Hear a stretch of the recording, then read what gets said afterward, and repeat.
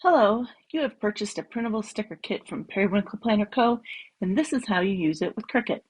Open Cricut software, choose New Project and Upload, find where you saved the purchase file and drag it onto the Cricut page. Choose Complex, choose Preview to see if there's anything extra that needs to be erased. If you purchased a month file, there is a rectangle around the outer edge that may be erased.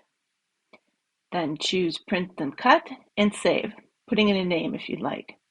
Then add this image to your canvas and it will come out way too large. So change the size to Cricut's printable area, which is 6.75 by 9.25. There is also a logo box on most of our sticker kits that is 1 inch square. If you would like to choose a square shape and change that size to 1 inch and match it up with the logo square for size approximation, you may do so. Then choose Make It, Send to Printer, and make sure you turn the bleed off. Print your stickers, put them in your planner, and enjoy. Until next time, bye-bye.